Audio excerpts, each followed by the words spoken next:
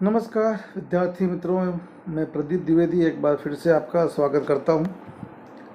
मुझसे तो आप वाकिफ़ हैं, लेकिन इस बार विषय थोड़ा सा अलग है। विषय है सांख्यिकीय। सांख्यिकीय शब्द आपके लिए नया नया है। जैसे अर्थशास्त्र नया नया था, वैसे सांख्यिकी भी आपके लिए नया शब्द है। सांख्यिकी आपके मैथ से, गणित से जुड़ा हुआ है, पर यह गणित की एक शाखा है, विकसित शाखा है। और हम लोग कॉमर्स में इसके बारे में ही पूरा पढ़ने वाले हैं। 11वीं बारी में आपका ये विषय एक रहने वाला है। अब क्योंकि वह हम शुरुआत कर रहे हैं सांख्यिकी की, तो सबसे पहले तो इसका परिचय ही आपको दिया जाएगा। और परिचय के अंदर शुरुआत के कुछ चैप्टर हमारे थियरी के हैं, तो अभी सवालों पे पहुंचने में हमें थोड़ा समय लगेगा। थियरी को हम समझ लें, उसके बाद अभी हमें रनवे पे चलना है। जब हम थियरी पे पक्के हो जाएंगे तब हम उड़ान भरेंगे। तो थियरी पे खास ध्यान दीजिएगा। ऐसा नहीं है कि ये आईएमपी नहीं है, सवाल तो आईएमपी है ही, लेकिन शुरुआत के जो कुछ चैप्टर हैं उनमें सूचना के बारे में जो बताया गया है उस पर ध्यान देना। तो चैप्टर नंबर 1 पे आता हूँ मैं। चैप्टर नंबर 1 टाइटल आपके सामने है, सूचना का एकत्रीकरण, कलेक्शन ऑफ डेटा। सूचना क्या होती है? सूचना मतलब कि हमारे आसपास बहुत सारी जानकारियाँ हैं, कुछ गुणात्मक स्वरूप में है, कुछ संख्यात्मक स्वरूप में है। तो ये जो सूचना है ये हम सुनते रहते हैं, लेकिन इन सूचनाओं में से कौन सी काम की है, कौन सी कितने ज़्यादा काम की है, इसे इकट्ठा करना है। इसे इकट्ठा करके इसको योग्य रूप से संग्रह करना है, कम जगह में आसानी में संग्रह करना, और उस सूचना को संग्रह करने के बाद प्रस्तुत करना, ये मुख्य काम है। तो हम इसके बारे में पढ़ेंगे। जो मैंने बताया 2-3 चीज़ें हैं। सूचना को इकट्ठा करना है, कलेक्शन करना है, उसके बाद उसको संग्रह करना है, और संग्रह करने के बाद उसको प्रस्तुत करना है। तो ये सब चीज़ें हम सीखने वाले हैं। तो हम इसमें आगे बढ़ते हैं कि थियरी में क्या क्या है। सूचना का एकत्रीकरण, सबसे पहले और सबसे मुख्य कि आखिर में सांख्यिकी हम पढ़ने जा रहे हैं, तो सांख्यिकी शब्द का उद्भव ये कहाँ से हुआ, ये बहुत ज़रूरी है। इसका उद्भव, इसका विकास वो देखना ज़रूरी है। तो हम उसी की बात करेंगे। भारत का योगदान, अब यहाँ पे ध्यान दीजिएगा, योगदान भारत का भी आएगा, योगदान भारत के अलावा जो देश है उनका भी आएगा। भारत का योगदान है उससे हम कह सकते हैं कि पूर्वी देशों का योगदान, और जो भारत के अलावा देश हैं उन्हें नॉर्मली कहा जाता है पाश्चात्य, पश्चिमी जो देश हैं उनका योगदान। ये सेम अर्थशास्त्र में भी था। पर भारत में 2 पार्ट आएंगे आपको। भारत में एक प्राचीन भारत और एक आधुनिक भारत। तो फिलहाल हम बात जो कर रहे हैं वो प्राचीन भारत की है। प्राचीन भारत में हम बात कर रहे हैं मौर्य साम्राज्य की। मौर्य साम्राज्य में किसी का नाम आता है सबसे पहले तो चंद्रगुप्त मौर्य का। और चंद्रगुप्त मौर्य जो राजा थे उनसे भी ज़्यादा महत्वपूर्ण जो हैं वो हैं कौटिल्य, चाणक्य। तो उन्होंने अपने राजशाही नीति में इसका सांख्यिकी का उपयोग किया था। उपयोग शुरू हो चुका था हमारे यहाँ पे, प्रॉपर शब्द नहीं मिला था, पर सांख्यिकी का जो मेथड है, पद्धतियाँ हैं, उसका प्रयोग मौर्य काल से होता हमारे यहाँ पे होता आ रहा है। अगला है मुगल काल। मुगल काल में कुछ नाम आएंगे। मुगल काल में बहुत लंबा समय था। समझ लो कि ये हुमायूं के पहले बाबर से लेकर के ये औरंगजेब, बहादुर शाह जफर तक, ये कई सालों तक मुगल काल रहा था। मुगल काल में जो 9 रत्न थे मुगलों के, खासतौर से अकबर के, वो 9 रत्नों में से एक है अबुल फजल। और अबुल फजल ने एक पुस्तक लिखी जिसका नाम है आईने अकबरी। आईने अकबरी के अंदर उन्होंने काफ़ी प्रशंसा की अकबर के बारे में, लेकिन वहाँ पर भी उन्होंने जो सांख्यिकी है उसका कुछ जो प्रयोग है वो शुरू किया था। तो ये 2 हैं, मौर्य साम्राज्य और मुगल काल। इनमें सांख्यिकी का अस्तित्व हमारे देश में हो चुका था। प्रॉपर शब्द नहीं आया अभी तक, पर उपयोग शुरू हो गया था। अब हम इससे आगे बढ़ेंगे। इसमें आगे बढ़ने पर अब हमारे सामने एक फ़ोटो दिख रही है। ये फ़ोटो में कौन साहब हैं? ये फ़ोटो में है गॉटफ्रीड एकेनबॉल। अब हम पाश्चात्य व्याख्याओं पे जा रहे हैं। गॉटफ्रीड एकेनबॉल ने सबसे पहले 1749 में जर्मन शब्द स्टैटिस्टिक का प्रयोग किया था। ठीक है, इसे गॉटफ्रीड एकेनबॉल 1749, और जर्मन शब्द था जिसका प्रयोग यहाँ पे किया था। और दूसरा इससे आगे 1797, लगभग 48 साल के बाद सांख्यिकी शब्द का उपयोग हुआ एनसाइक्लोपीडिया ब्रिटानिका में। एनसाइक्लोपीडिया क्या है? जैसे आज के समय में इंटरनेट आने पर एक विकीपीडिया हो गया है जहाँ पे आपको सारी जानकारी मिल जाती है। तो जब इंटरनेट नहीं था तो उसके पहले सूचनाएं आपको मिलती थी कहाँ पर, इंसाइक्लोपीडिया में, वो भी ब्रिटानिका मतलब कि ब्रिटेन की। तो इंसाइक्लोपीडिया ब्रिटानिका जो है उसमें भी सांख्यिकी शब्द का प्रयोग किया गया था। तो ये सबसे पहले 1749 में गॉडफ्रीड एकेनवॉल ने प्रयोग किया और उसके बाद 1797 में इस शब्द का प्रयोग इंसाइक्लोपीडिया ब्रिटानिका में हुआ। ये दोनों आपके लिए आईएमपी हैं, छोटे क्वेश्चन में आ सकता है एक एक नंबर में, तो याद रखिएगा। आगे हम आते हैं। आगे ये पहला शब्द लिखा है आपके लिए, ये आपके लिए काफ़ी महत्वपूर्ण शब्द है और ये है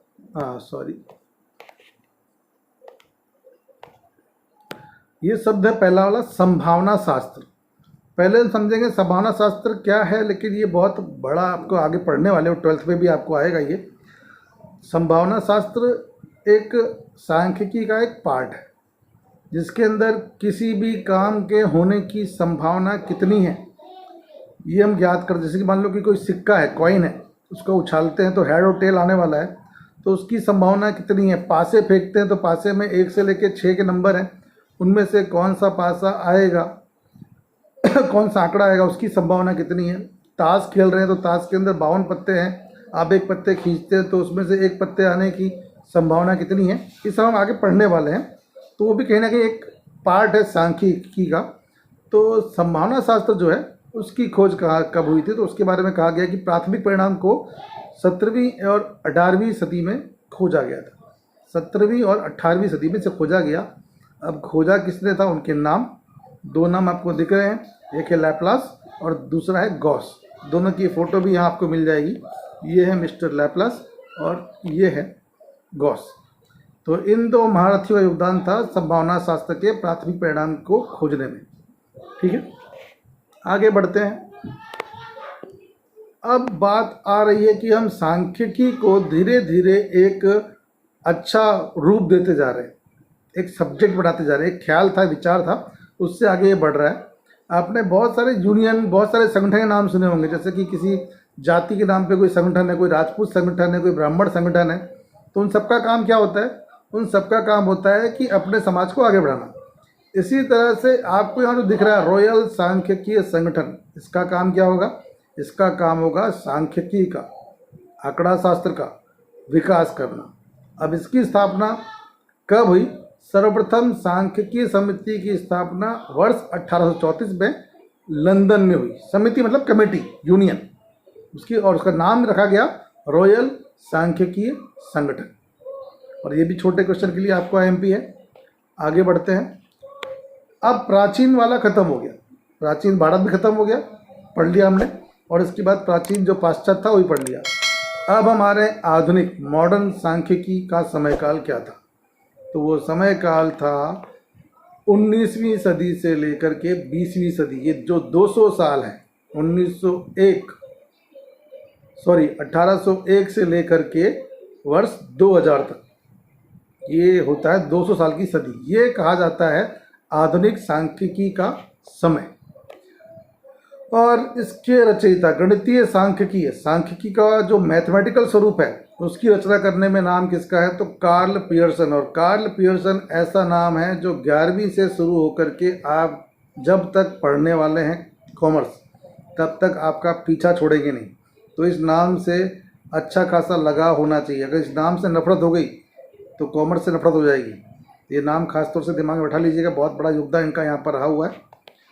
नेक्स्ट है गैल्टन और कार्ल पियर्सन ने गणितीय सांख्यिकी का उपयोग विज्ञान, उद्योग, राजनीति शास्त्र में भी किया था।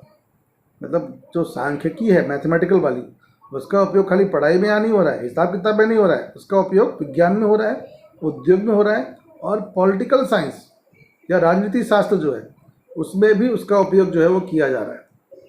ठीक है, एक मिनट जरा मैं नेट थोड़ा सा बंद कर दूँ, कुछ डिस्टर्बेंस हो रहा है मुझे।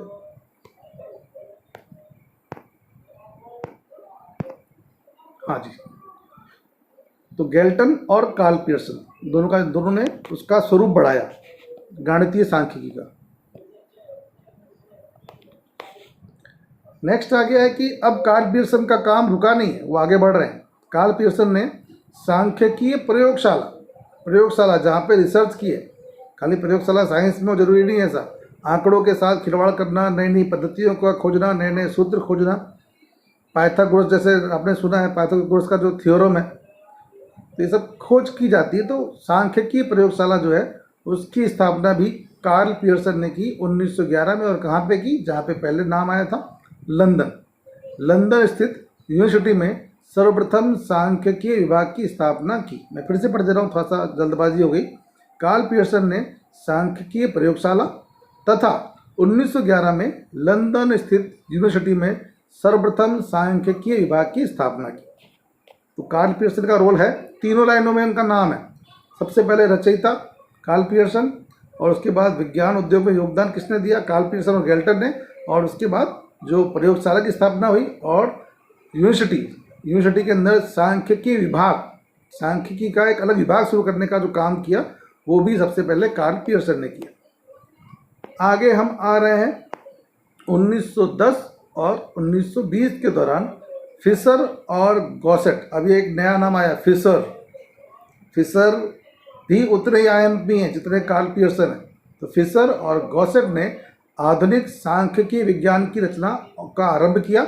और इसके बाद जो आने वाला है वो ध्यान रखिएगा, वो बहुत महत्वपूर्ण है, और वो है ये कि फिशर सांख्यिकी के पिता माने जाते हैं। जिस तरह से आपको बताया था कि अर्थशास्त्र में प्रोफेसर एडम स्मिथ पिता माने जाते हैं, इस तरह से जो सांख्यिकी पढ़ रहे हैं आप, उसके अंदर फिशर पिता माने जाते हैं। तो यहाँ पे कन्फ्यूजन मत करना, दोनों में आगे पीछे ना हो जाए। तो फिशर का नाम भी आपको भूलना नहीं, जैसे आपको नाम याद रखना है कार्ल पियर्सन का, ठीक उसी तरह से आप फिशर को भी याद रखेंगे। वर्ष 1930 के दौरान ई पियर्सन तथा जे नेमोन के कार्यों से संयुक्त रूप से सांख्यिकी का विस्तार हुआ। तो रुका नहीं है, सांख्यिकी का विस्तार जो है वो लगातार तब भी हो रहा था और आने वाले समय में भी वो हो रहा है। जो भविष्य है उसमें भी विकास होगा। लेकिन हमारे जो पढ़ने में आ रहा है कि 1930 का समय, उसके दौरान किसने काम किया था? तो ई पियर्सन और जे नेमोन के कार्यों से संयुक्त रूप से सांख्यिकी का विस्तार हुआ था। अभी काफ़ी समय हो गया तो मैं इस वीडियो को यहाँ ख़त्म करता हूँ। जस्ट इसके पीछे हम जो अगला वीडियो देने वाले हैं आपको यूट्यूब के ऊपर, वो उसमें हम इसको कंटिन्यू करेंगे। बहुत ज़्यादा बड़ा वीडियो ना बन जाए, ऐसा मेरी कोशिश रहती है।